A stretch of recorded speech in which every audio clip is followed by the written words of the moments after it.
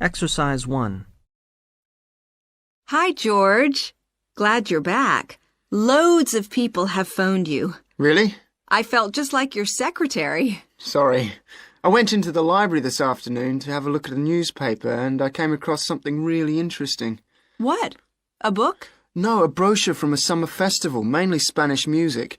Look, I've got it here. Spanish music? I really love the guitar. Let's have a look. So what's this group, Guittarini? They're really good. They had a video with all the highlights of the festival at a stand in the lobby to the library, so I heard them. They play fantastic instruments, drums and flutes and old kinds of guitars. I've never heard anything like it before. Sounds great. Okay, shall we go then? Spoil ourselves? Yes, let's. The only problem is there aren't any cheap seats. It's all one price. Well, in that case, we could sit right at the front. We'd have a really good view. Yeah, though I think that if you sit at the back, you can actually hear the whole thing better. Yes. Anyway, we can decide when we get there. So will you fill in the form, or shall I? I'll do it. Name, George O'Neill. Address, 48 North Avenue, Westsea. Do you remember our new postcode? Still can't remember it. Just a minute. I've got it written down here. WS6 2YH. Do you need the phone too? Please. I'm really bad at numbers. 01674 553 242. So let's book 2 tickets for Guittarini. Okay. If you're sure $7.50 each is all right. How do you feel about the singer? I haven't quite decided.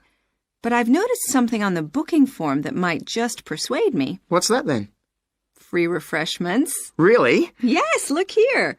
Sunday, 17th of June. Singer. Ticket, £6, includes drinks in the garden. Sounds like a bargain to me. Yes. Let's book 2 tickets for that.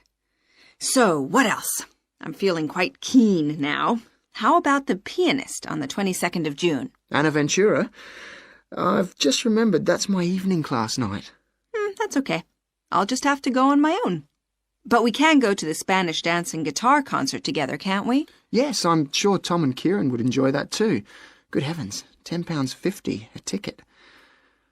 I can see we're going to have to go without food for the rest of the week. We'll need to book 4. Wish we were students. Look, children, students, and senior citizens get a 50% discount on everything. If only. Exercise 2. Hello, and thank you for asking me to your teachers' meeting to talk about the Dinosaur Museum and to tell you a bit about what you can do with your students there. Well, let me give you some of the basic information first. In regard to opening hours, we're open every day of the week from 9 a.m. to 8 p.m. except on Mondays, when we close at 1:30 p.m. And in fact, the only day in the year when we're closed is on the 25th of December. You can book a guided tour for your school group any time that we're open.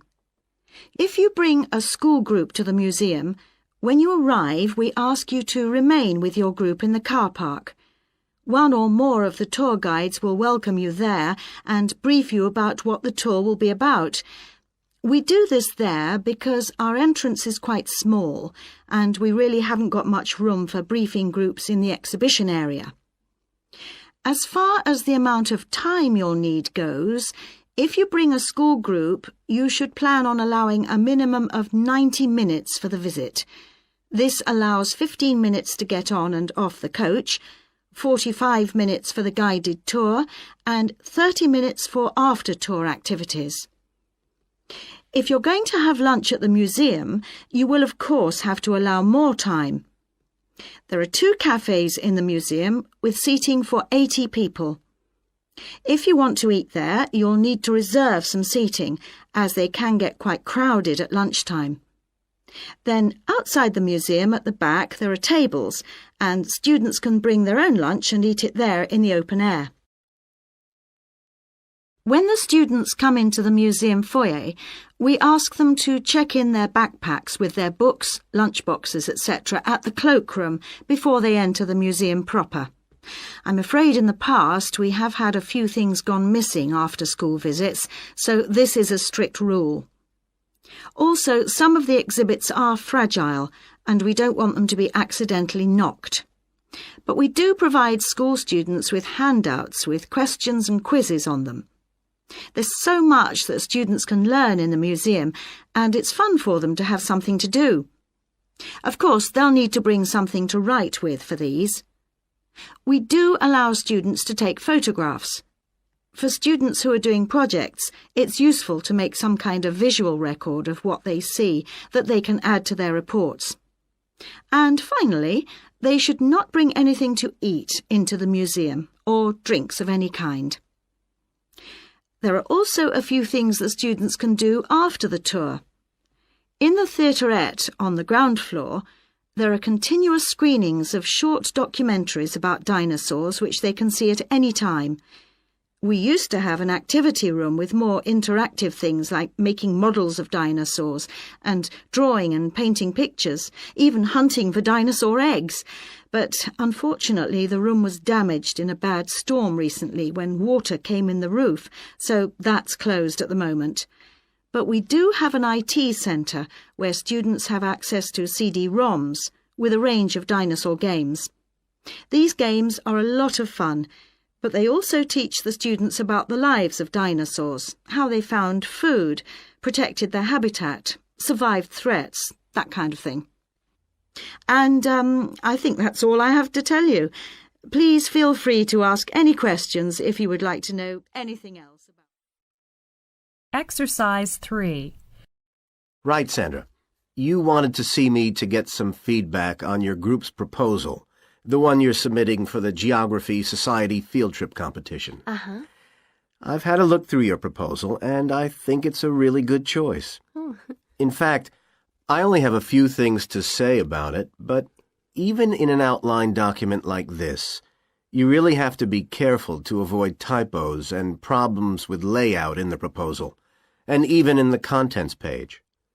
So read it through carefully before submitting it, okay? Will do. And I've made a few notes on the proposal about things which could have been better sequenced. Okay. As for the writing itself, I've annotated the proposal as and where I thought it could be improved. Generally speaking, I feel you've often used complex structures and long sentences for the sake of it, and as a consequence, although your paragraphing and inclusion of subheadings help, it's quite hard to follow your train of thought at times. Oh. So, cut them down a bit, can you? Really? Yes, and don't forget simple formatting like numbering. Didn't I use page numbers? I didn't mean that.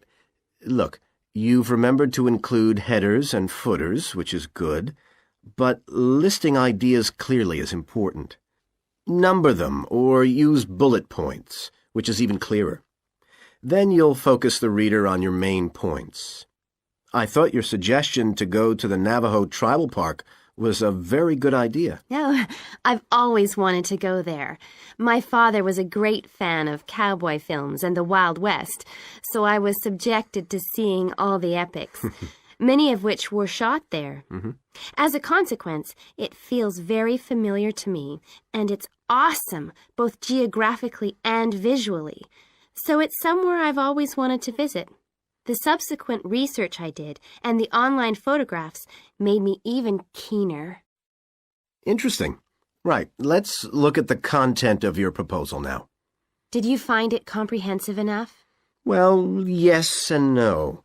You've listed several different topics on your contents page, but I'm not sure they're all relevant. No?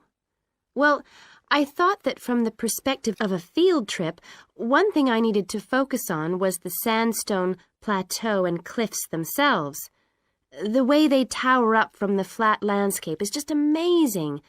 The fact that the surrounding softer rocks were eroded by wind and rain, leaving these huge outcrops high above the plain. It's hardly surprising that tourists flock to see the area. Well, yes, I'd agree with including those points. And then the fact that it's been home to Native American Navajos and all the social history that goes with that. The hardships they endured trying to save their territory from the invading settlers. Their culture is so rich. All those wonderful stories. Well, I agree it's interesting, but it's not immediately relevant to your proposal, Sandra. So, at this stage, I suggest you focus on other considerations. I think an indication of what the students on the trip could actually do when they get there should be far more central, so that certainly needs to be included and to be expanded upon. And I'd like to see something about the local wildlife and vegetation, too. Not that I imagine there's much to see. Presumably the tourist invasion hasn't helped. Okay, I'll do some work on those two areas as well. But you're right, there's not much apart from some very shallow-rooted species. Although it's cold and snowy there in the winter, the earth is baked so hard in the summer sun that rainwater can't penetrate. So it's a case of flood or drought, really. So I understand. Now, before we look at everything in more detail, I've got a few factual questions for you.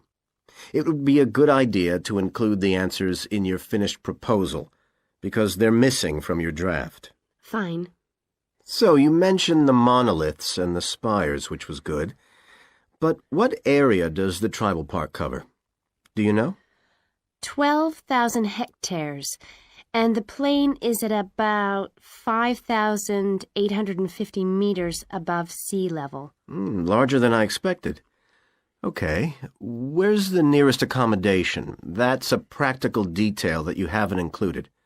Have you done any research on that? Yes. There's nowhere to stay in the park itself, but there's an old trading post called Goulding quite near. All kinds of tours start from Goulding, too. What kind of tours? Well, the most popular are in four-wheel drive Jeeps, but I wouldn't recommend hiring those. I think the best way to appreciate the area would be to hire horses instead and trek around on those. Biking is not allowed, and it's impossible to drive around the area in private vehicles. The tracks are too rough. Okay. Lastly, what else is worth visiting there? There are several caves, but I haven't looked into any details. I'll find out about them. Okay, good. Now what I'd like to know is more...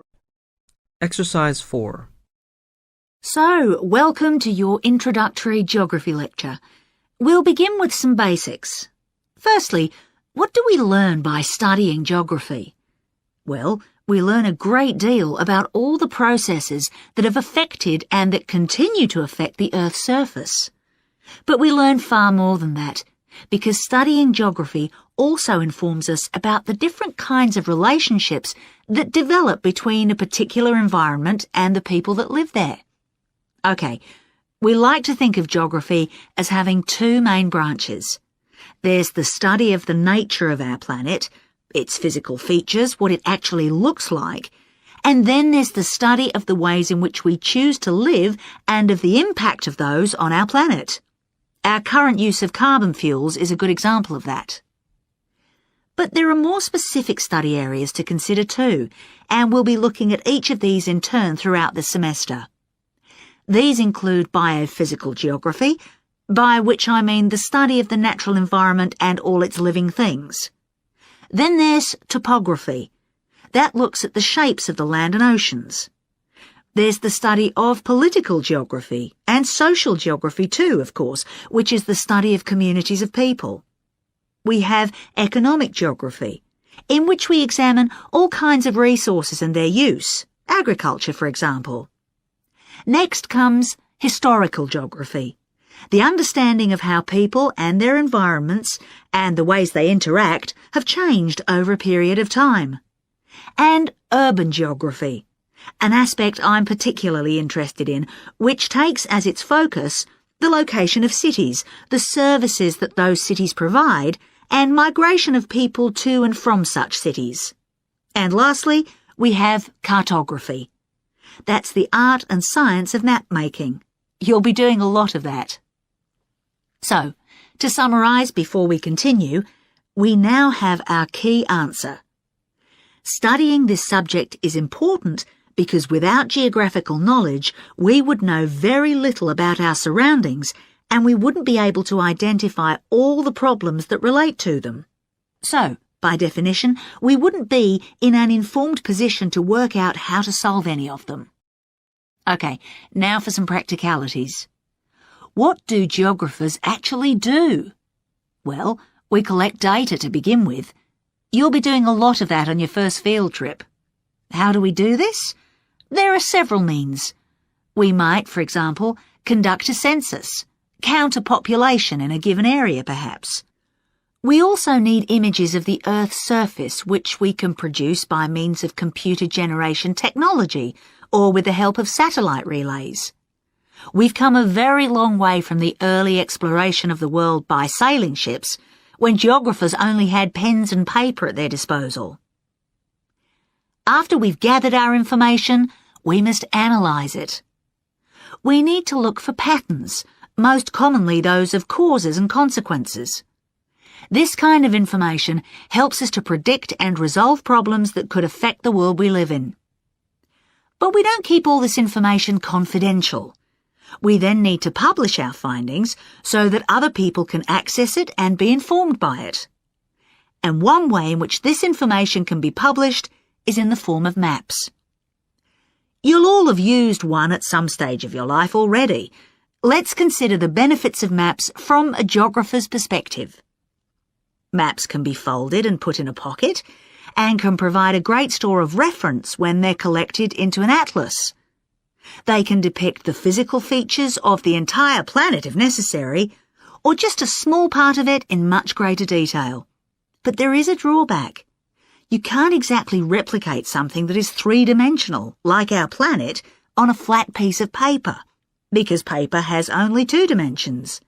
And that means there'll always be a certain degree of distortion on a map. It can't be avoided. We can also use aerial photographs, pictures taken by cameras at high altitude above the Earth. These are great for showing all kinds of geographical features that are not easy to see from the ground. You can easily illustrate areas of diseased trees or how much traffic is on the roads at a given time, or information about deep seabeds, for example. Then there are Landsats. These are satellites that circle the Earth and transmit visual information to computers at receiving stations. They circle the Earth several times a day and can provide a massive information. You'll all be familiar with the information they give us about the weather, for example. So what we're going to do now is look at a short presentation in which you'll see all these tools. Exercise 5. Good morning, Total Insurance. Judy speaking. How may I help you? I recently shipped my belongings from overseas back here to Australia, and I took out insurance with your company. Some items were damaged during the move, so I need to make a claim. What do I have to do? Okay, well, first I need to get a few details about this. Can you give me your name, please? Yes, it's Michael Alexander. Okay, and your address, please? My old address or my current one? Your current one. It's 24 Manly Street, Milperra, near Sydney. What was the suburb, sorry? Milperra, M-I-L-P-E-R-R-A. Right. Now, who was the shipping agent, Mr. Alexander? You mean the company we used? Yes, the company who packed everything up at the point of origin. Oh, it was, First Class Movers. Okay. Where were the goods shipped from? China, but the ship came via Singapore and was there for about a week. Don't worry, all of that information will be in the documentation. Now, the dates. Do you know when the ship arrived? It left on the 11th of October and got to Sydney on the 28th of November. Okay. I need one more thing. There's a reference number. It should be in the top right-hand corner of the pink form they gave you. Let me have a look. I have so many papers. Yes, here it is. It's 601 ACK. Thanks. I need to take down a few details of the actual damage over the phone before you put in a full report. Can you tell me how many items were damaged and what the damage was? Yes, well, 4 things actually. I'll start with the big things. My TV, first of all. It's a large one, very expensive. Insurance doesn't cover electrical problems. It isn't an electrical problem. The screen has a huge crack in it, so it's unusable. I see. Any idea of the price to repair it? No. Well, I don't think it can be repaired. It will need a new one. OK, I'll make a note of that and we'll see what we can do. Now, what was the second item? The cabinet from the bathroom was damaged as well. It's a lovely cabinet. We use it to keep our towels in. And what is the extent of the damage? Well, the back and the sides seem okay, but the door has a huge hole in it. It can't be repaired. I'm really not very happy about it. And how much do you think it will cost to replace it? Well, when I bought it last year, I paid $125 for it. But the one I've seen here in Sydney is a bit more expensive. It's $140. Right. And what was the third item? My dining room table. It's a lovely table from Indonesia. It must have been very hot inside the container because one leg has completely split down the middle. The top and the other 3 look okay, thank goodness. Any idea of the price to repair it? Well, I had an estimate done on this actually because it is a very special table to us. They quoted us $200, which is really pricey, so I hope the insurance will cover the total cost. I'm sure that will be fine. What was the last item, Mr. Alexander? Well, we have a lovely set of china plates and dishes, with matching cups, saucers, the lot. They were all in the one box, which must have got dropped because some plates were broken. 6, actually. And can you tell me the replacement value of these? Well, it's hard to say because they were part of a set, but they can be up to $10 each, as it's such a good set. OK, so that would be around $60 altogether. Yes, that's right. And is that all of the items? Yes. So, what do I have to do now? Exercise 6. Welcome to Greenvale Agricultural Park. As you know, we've only been open a week, so you're amongst our first visitors. We have lots of fascinating indoor and outdoor exhibits on our huge complex, spreading hundreds of hectares. Our remit is to give educational opportunities to the wider public, as well as to offer research sites for a wide variety of agriculturists and other scientists. Let's start by seeing what there is to do. As you can see here on our giant wall plan, we are now situated in the reception block here. As you walk out of the main door into the park, there's a path you can follow. If you follow this route, you'll immediately come into the rare breeds section, where we keep a wide variety of animals, which I shall be telling you a little more about later. Next to this, moving east, is the large grazing area for the rare breeds. Then further east, in the largest section of our park, is the forest area. South of the grazing area, and in fact just next to the reception block, is our experimental crop area. In the middle of the park, this circular area, is our lake. These 2 small rectangular shapes here are the fish farms where we rear fish for sale. To the east of those is the marsh area, which attracts a great many migrant birds. In the southeastern corner, beyond the marsh, is our market garden area, growing vegetables and flowers. All these areas can be visited by the general public for almost all the year. Although, please take note of the large signs at the entrance to each area, which tell you when certain areas are being used for particular controlled experiments and are therefore temporarily out of bounds to the public. You can see for yourself what a huge area the park covers, and a key question is always, how can we move around? Well, you have a choice of means, all environmentally friendly. Cars are banned in the park. We have bicycles, which you can hire behind the reception block here. The healthy ones of you can go on foot. And finally, there's our electric tram, powered from solar cells. You find more information about this at the front entrance. A good place to start on your tour is the rare breed section. We keep goats, sheep and hens and other kinds of poultry.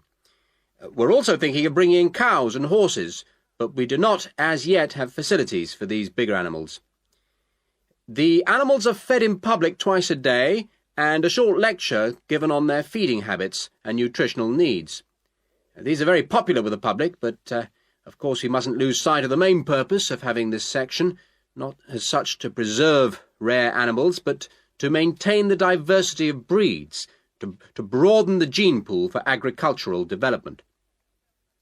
Greenvale changes with the seasons, with different events happening at different times of the year.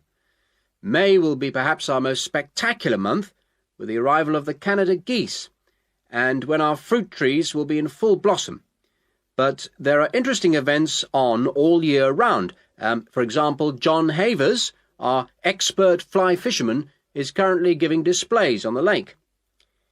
Each of the sections has its own seasonal calendar, and please consult the summary board at the main entrance. And the final section, as we return to the reception blocks, is the orchard. Do take time to browse round our shop. There's a wide selection of books on wildlife, some of them written by local authors, and the history of farming, including organic farming, something which the park will be diversifying into in the coming months. Exercise 7. Good morning, everyone. In today's seminar, Grant Freeman, a biologist who specialises in identifying insects and who works for the Australian Quarantine Service, has come to talk to us about his current research work. Right, well, over to you, Grant. Good morning, everyone. I'm sure that you know that the Quarantine Service regulates all food brought into Australia. Well, obviously they want to protect Australia from diseases that might come in with imported goods, but they also want to prevent insect pests from being introduced into the country, and that's where I have a part to play. Anyway, my current research involves trying to find a particular type of bee, the Asian honeybee, and finding out whether there are any of them around in various states of Australia. We discovered a few of them in Queensland once and eradicated them. Now we're pretty keen to make sure that there aren't any more getting in, particularly to New South Wales and other states. What's wrong with Asian honeybees? Are they so different from Australian bees? Well, in fact, they look almost the same, but they are infested with mites, microscopic creatures which live on them, and which can seriously damage our own homegrown bees, or could even wipe them out. Well, what would happen if Australian bees died out? Well, the honey from Australian bees is of excellent quality, much better than the stuff the Asian bees produce. In fact, Australia exports native queen bees to a large number of countries because of this. When the European honeybee was first discovered out in the bush, we found they made really unpleasant honey, and they were also too big to pollinate many of our native flowers here in Australia. That must have had a devastating effect on the natural flora. Did you lose any species? No, we managed to get them under control before that happened. But if Asian bees got in, there could be other consequences. We could lose a lot of money because you might not be aware, but it's estimated that native bees' pollination of flower and vegetable crops is worth $1.2 billion a year. So in a way, they're the farmer's friend. Oh, and another thing is, if you're stung by an Asian honeybee, it can produce an allergic reaction in some people, so they're much more dangerous than native bees. How will you know if Asian bees have entered Australia? We're looking at the diet of the bird called the rainbow bee-eater. The bee-eater doesn't care what it eats, as long as they're insects. But the interesting thing about this bird is that we are able to analyse exactly what it eats, and that's really helpful if we're looking for introduced insects. How come? Because insects have their skeletons outside their bodies, so the bee-eaters digest the meat from the inside. Then they bring up all the indigestible bits of skeleton, and of course the wings, in a pellet, a small ball of waste material which they cough up. That sounds a bit unpleasant. So how do you go about it? In the field, we track down the bee-eaters and find their favourite feeding spots, the places where the birds usually feed. It's here that we can find the pellets. We collect them up and take them back to the laboratory to examine the contents. How do you do that? The pellets are really hard, especially if they've been out in the sun for a few days. So, first of all, we treat them by adding water to moisten them and make them softer. Then we pull them apart under the microscope. Everything's all scrunched up, but we're looking for wings, so we just pull them all out and straighten them. Then we identify them to see if we can find any Asian bee wings. And how many have you found? So far, our research shows that Asian bees have not entered Australia in any number. It's a good result and much more reliable than trying to find live ones as evidence of introduced insects. Well, that's fascinating. Thank you, Grant, for those insights. I hope that you might inspire some of our students here to conduct some similar experiments. Exercise 8. I've been doing some research into what people in Britain think of doctors, the ones who work in general practice, the first call for medical care, and comparing this with the situation in a couple of other countries. I want to talk about the rationale behind what I decided to do. Now, I had to set up my program of research in 3 different countries, so I approached postgraduates in my field in overseas departments, contacting them by email to organize things for me at their end. I thought I would have trouble recruiting help, but in fact, everyone was very willing, and sometimes their tutors got involved too. I had to give my helpers clear instructions about what kind of sample population I wanted them to use. I decided that people under 18 should be excluded because most of them are students or looking for their first job. And also I decided at this stage just to focus on men who were in employment and set up something for people who didn't have jobs and for employed women later on as a separate investigation. I specifically wanted to do a questionnaire and interviews with a focus group. With the questionnaire, rather than limiting it to one specific point, I wanted to include as much variety as possible. I know questionnaires are a very controlled way to do things, but I thought I could do taped interviews later on to counteract the effects of this.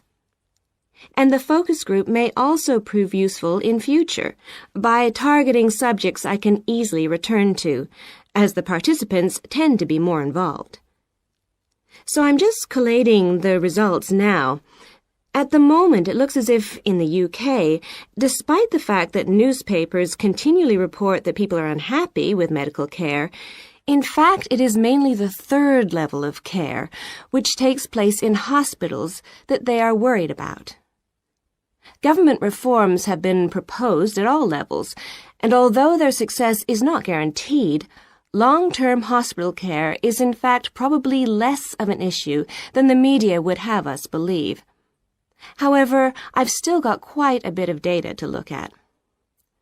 Certainly, I will need to do more far-reaching research than I had anticipated in order to establish if people want extra medical staff invested in the community, or if they want care to revert to fewer but larger key medical units. The solution may well be something that can be easily implemented by those responsible in local government, with central government support, of course.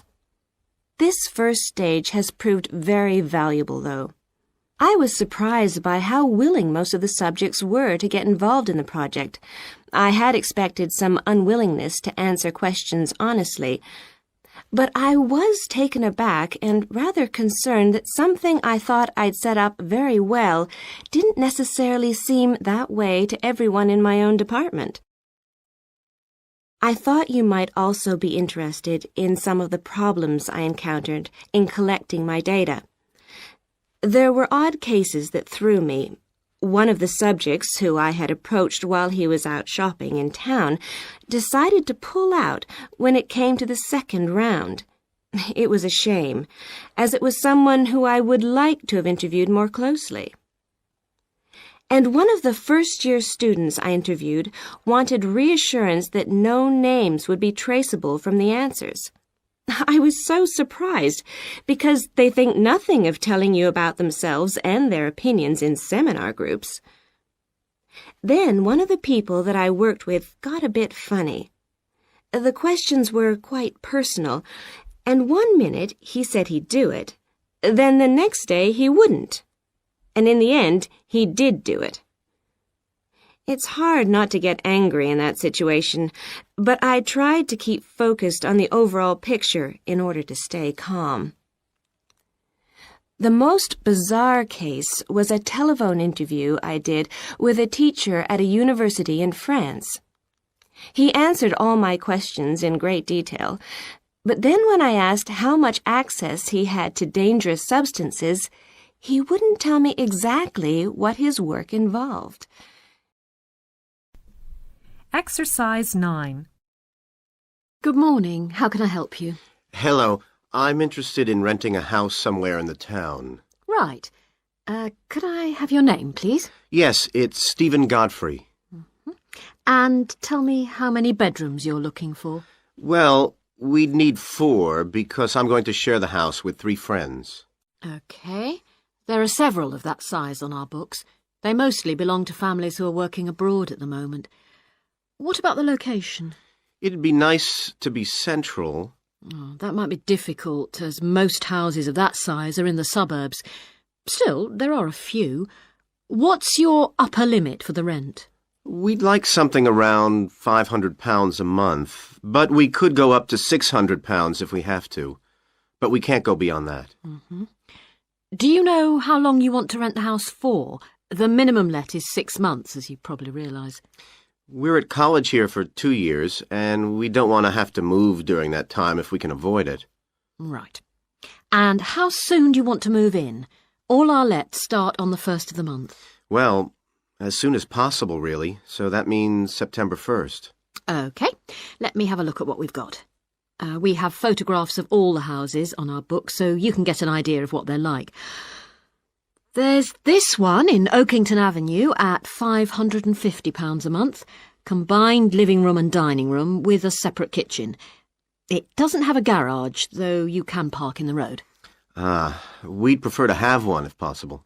Right. Then have a look at this house in Mead Street. Mm-hmm. It's got a very large living room and kitchen, bathroom, cloakroom. How much is it? That one's £580. It's very well furnished and equipped. It also has plenty of space for parking, and it's available for a minimum of a year. Oh, and there's a big garden. I don't think we could cope with that, to be honest. We'll be too busy to look after it. OK. Then there's this older house in Hamilton Road. Living room, kitchen, diner, and it has a study. $550 a month. That looks rather nice. But whereabouts in Hamilton Road? Towards the western end. Oh, that'll be very noisy. I know the area. Yes, it's pretty lively, but some people like it, though. Well, what about this house in Devon Close? That looks lovely. There's a big demand for houses in that area, so prices tend to be quite high. But this one hasn't been decorated for a few years, which has kept the rent down a bit. It's got a living room, dining room and small kitchen, and it's $595 a month. I think it would suit you from what you've said. It sounds fine. Why's that part of town so popular? Well, there's a big scheme to improve the district, and it'll soon have the best facilities for miles around. What sort of thing? There's a big sports centre under construction, which will be very impressive when it's finished. In fact, the swimming pool's already opened, ahead of schedule, and it's attracting a lot of people. What about cinemas? Are there any in the area? The only one closed down last year, and it's now in the process of being converted into a film museum. The local people are trying to get a new cinema added to the scheme. I think I heard something about a plan to replace the existing concert hall with a larger one. That's due to start next year. Well, it sounds an interesting area to live in. Could I go and see the house, please? Yes, of course. Exercise 10. Hello, and welcome to Focus on the Arts. I'm your host, Dave Green, and this is your very own local radio programme.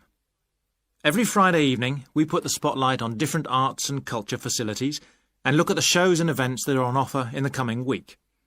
And today, the focus is on the National Arts Centre. Now, if you don't already know it yourself, I'm sure you've all heard of it. It's famous throughout the world as one of the major venues for classical music.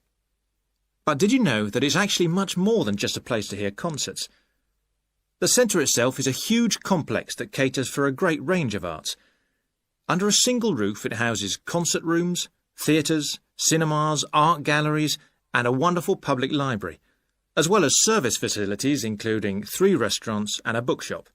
So, at any one time, the choice of entertainment there is simply enormous. So, how did they manage to build such a big arts complex right in the heart of the city? Well, the area was completely destroyed by bombs during the war in 1940. So the opportunity was taken to create a cultural centre that would be what they called the city's gift to the nation. Of course, it took a while for such a big project to get started, but it was planned in the 60s, built in the 70s, and eventually opened to the public in 1983. Ever since then, it has proved to be a great success. It's not privately owned, like many arts centres, but is still in public hands. It's run by the City Council. Both our National Symphony Orchestra and National Theatre Company were involved in the planning of the project, and they're now based there, giving regular performances every week. And as the centre is open 363 days of the year, there are plenty of performances to choose from. So, to give you some idea of what's on, and to help you choose from the many possibilities, we've made a selection of the star attractions. If you're interested in classical music, then we recommend you go along to the National on either Monday or Tuesday evening at 7:30 for a spectacular production of the Magic Flute, probably the most popular of all Mozart's operas. It's in the Garden Hall, and tickets start at only £8, but you'll have to be early if you want to get them that cheap. And remember, it's only on for those 2 evenings. For those more interested in the cinema, you might like to see the new Canadian film, which is showing on Wednesday evening at 8 p.m. in Cinema 2. And that's called 3 Lives. It's had fantastic reviews, and tickets cost just £4.50, which is a reduction on the usual price of £5.50. So, it's really good value, especially for such a great movie. But you can see the centre's main attraction at the weekend, because on Saturday and Sunday, 11 a.m. to 10 p.m, they're showing a wonderful new exhibition that hasn't been seen anywhere else in Europe yet. It's a collection of Chinese art called Faces of China. That's in Gallery 1, and it has some really fascinating paintings and sculptures by leading artists from all over China. And the good news is that it's completely free, so don't miss it. So why not go along to the National Arts Centre next week for one or all of these great events? And you can always pick up a programme and check out all the other performances and exhibitions on offer, or coming soon, on almost every day of the year. Next week, we'll be looking at the new Museum of Science. Exercise 11. I've been reading your personal statement, Paul. First, let's talk about your work experience in South America. What took you there? Was it to gain more fluency in Spanish? Well, as I'm combining Spanish with Latin American studies, my main idea was to find out more about the way people lived there. My spoken Spanish was already pretty good, in fact. So you weren't too worried about language barriers? No. In fact, I ended up teaching English there, although that wasn't my original choice of work. I see. How did you find out about all this? I found an agency that runs all kinds of voluntary projects in South America. What kind of work? Well, there were several possibilities. You mean construction, engineering work? Yes, getting involved in building projects was an option. Then there was tourism, taking tourists for walks around the volcanoes, which I actually chose to do, and then there was work with local farmers. But you didn't continue with that project. Why not? Because I never really knew whether I'd be needed or not. I'd thought it might be difficult physically, but I was certainly fit enough. No, I wanted to do something that had more of a proper structure to it, I suppose. I get demotivated otherwise. What do you think you learned from your experience? It must have been a great opportunity to examine community life. Yes, but it was difficult at first to be accepted by the locals. It was a very remote village, and some of them were reluctant to speak to me, although they were always interested in my clothes and how much I had to pay for them. Well, that's understandable. Yes, But things soon improved. What struck me was that when people became more comfortable with me and less suspicious, we really connected with each other in a meaningful way. You made good friends? Yes, with two of the families in particular. Good. What about management? Did you have a project manager? Yes, and he gave me lots of advice and guidance. And was he good at managing too? That wasn't his strong point. I think he was often more interested in the academic side of things than filing reports. He was a bit of a dreamer. And did you have a contract? I had to stay for a minimum of 3 months. My parents were surprised when I asked to stay longer, 6 months in the end. I was so happy there. And did anything on the administration side of things surprise you? What was the food and lodging like? Simple, but there was plenty to eat, and I only paid $7 a day for that, which was amazing, really. And they gave me all the equipment I needed, even a laptop. You didn't expect that then? No. Well, I'll look forward to hearing more. But now let's look at these modules. You'll need to start thinking about which ones you'll definitely want to study. The first one here is Gender Studies in Latin America. It looks at how gender analysis is reconfiguring civil society in Latin America. Women are increasingly occupying positions in government and in other elected leadership positions in Latin America. I think you'd find it interesting. If it was to do with people in the villages rather than those in the public sphere, I would. OK. What about second language acquisition? Do you think I'd find that useful? Well, you've had some practical experience in the field. I think it would be. I hadn't thought about that. I'll put that down as a definite then. OK. What about Indigenous women's lives? That sounds appropriate. I thought so too, but I looked at last year's exam questions and that changed my mind. Don't judge the value of the course on that.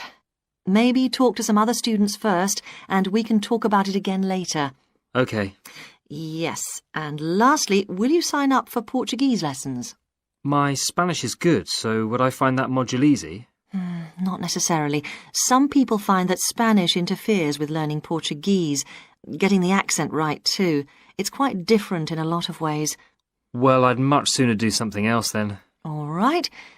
Now, what we need to do is make a... Exercise 12. Good morning, everyone. In the last few lectures, I've been dealing with business finance, but now I'm going to move on to business systems. And in today's lecture, I'm going to talk about what can go wrong when businesses try to copy their own best practices. Once a business has successfully introduced a new process, managing a branch bank, say, or selling a new product, the parent organization naturally wants to repeat that success and capture it, if possible, on a bigger scale. The goal, then, is to utilize existing knowledge and not to generate new knowledge. It's a less glamorous activity than pure innovation, but it actually happens more often, as a matter of fact. However, surprisingly, getting things right the second time is not necessarily any simpler than it was the first time. Now, there's been a lot of research into how companies can repeat their previous successes, and it certainly hasn't been confined to the United States. It seems that most large industries are trying to repeat their own successes and manage the knowledge they've acquired.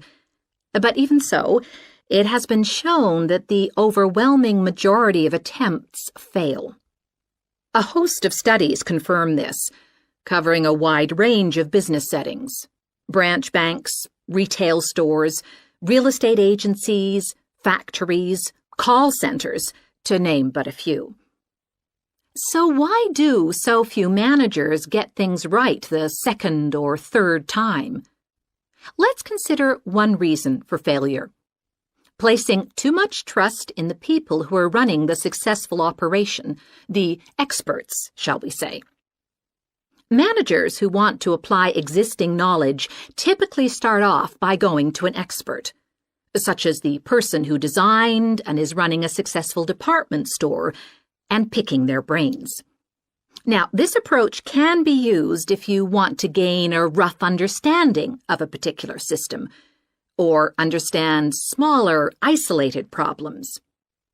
The trouble is, Even the expert doesn't fully grasp the whole thing, because when it comes to complex systems, the individual components of the process are interwoven with one another. The expert never has complete access to the necessary information. And the situation's complicated even further by the fact that experts are usually not aware of their own ignorance. The ignorance can take various forms. For instance, a lot of details of the system are invisible to managers. Some may be difficult to describe, learned on the job, and well known by workers, perhaps, but impossible to describe in a way that's helpful. And there are some things that people know or do that they're not even aware of. Now, let's consider two types of mistake that can occur when a manager actually starts to set up a duplicate system to replicate a successful process. Firstly, perhaps he forgets that he was just trying to copy another process and starts trying to improve on it. Another mistake is trying to use the best parts of various different systems in the hope of creating the perfect combination. Unfortunately, attempts like these usually turn out to be misguided and lead to problems. Why? Well, for various reasons. Perhaps there weren't really any advantages after all, because the information wasn't accurate. Or perhaps the business settings weren't really comparable. More typically, the advantages are real enough, but there are also disadvantages that have been overlooked. For example, the modifications might compromise safety in some way. So, what's the solution? Well, I don't intend to suggest that it's easy to get things right the second time. It's not. But the underlying problem has more to do with attitudes than the actual difficulty of the task, and there are ways of getting it right. These involve adjusting attitudes, first of all. Being more realistic and cautious, really. Secondly, they involve exerting strict controls on the organizational and operational systems. And this, in turn, means copying the original as closely as possible. Not merely duplicating the physical characteristics of the factory, but also duplicating the skills that the original employees had. Reliance on a template like this offers the huge advantage of built-in consistency.